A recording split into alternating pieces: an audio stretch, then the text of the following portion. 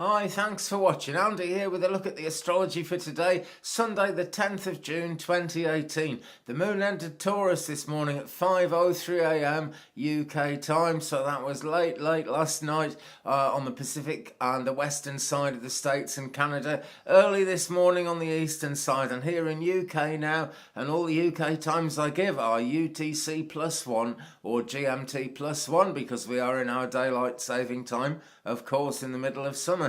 So the moon has entered Taurus after the Aries influence, where we could all have been a little bit too self-critical, maybe got a bit overly concerned about things. We're into the Taurus moon now, and this is a lovely influence really, because it's a good time for a complete rest actually. Now it's Sunday and you may have to work, I don't know where you are in the world, but for me it's pretty much a day off. All I've got to do is make a video or two, and I do enjoy doing those. But Sunday, a good day for rest and absolute total relaxation. It's the one day of the week when you're not likely to get a great deal of action and people wanting you to do things, or at least if they do, they'll probably understand that you want to rest. So be assertive if you need one. If things have been going a bit scatty over the last week or so, do take a rest. We've had that long void, of course, to think about all that, and to think about how our plans have been going in the recent past, how close we're getting to those. Whenever there's a void, of course, it's a good time to think about that kind of thing. And we often get some dream input about that as well during a void, of course. It's surprising how closely these things all relate to each other. They're all different esoteric disciplines, aren't they? Kind of dream interpretation and astrology and the life path and everything. You could even say it's all New Age stuff, but it's all real, and there's been astrology since long before the New Age. There really has. Okay, so under a Taurus moon, if you're not going to have a big rest today, then it is also a good time for getting things done. It can be either, but it tends to be one or the other, that's the truth. What works for you in one direction won't necessarily work for you in another direction this time, but there's a Taurus moon every month for a few days, so not a problem. Well, for 2 or 3 days anyway. We've got Gemini coming in on Tuesday the 12th, but that's not just yet, is it? A great time for treating plants, the domestic kind of things that you'd possibly be doing on a Sunday that don't take a vast amount of work and that are relaxing in themselves.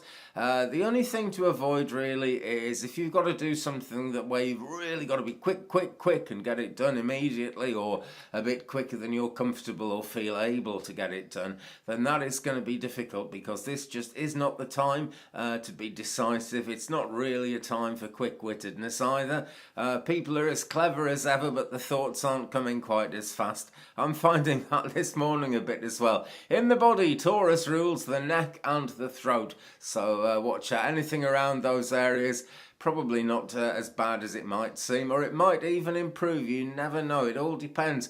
And do have a look at my manifestation series, because in that I try and help you to understand. I'm trying to help myself to understand as well, actually, how the universe works, and all these esoteric things kind of come into play and make things happen. But they can and they do, and it's an interesting subject. It really is. I've been fascinated with it for years now. What can you do? Right, so moon in Taurus at this moment, she is 16.4% full. She's just gone down 0.1 there, and she's on her way down now in the waning cycle, where there's a little bit less moon energy behind things every day. The new moon comes in on the 13th of July, just 3 days time now.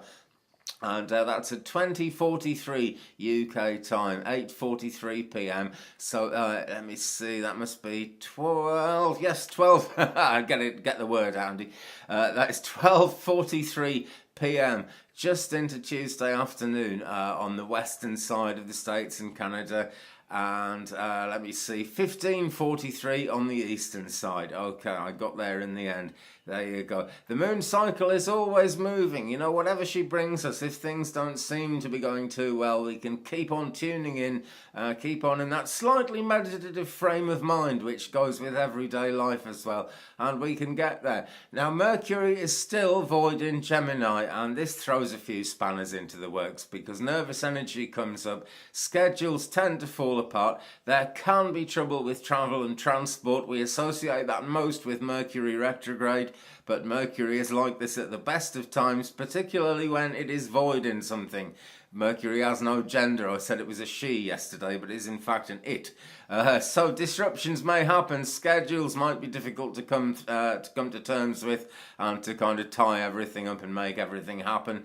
But, you know, isn't that just life? We are people. We do have this sort of mindset where we can overcome things. We might have to do a bit of that with Mercury void in Gemini, but it's not a bad alignment and it's not a bad time. Okay, well, that's about it for today, friends. Thank you very much indeed for watching. If you haven't subscribed yet, please hit that red button down there. Make sure you tap the bell to get all the notifications as well, because now YouTube is run by a computer and you've got to sort of tell it what you want. Okay. Meanwhile, you know, leave me a comment. We'll share the journey. That is always good. That's why I do this thing. I'm always interested to see what's happening in other people's lives as well as my own.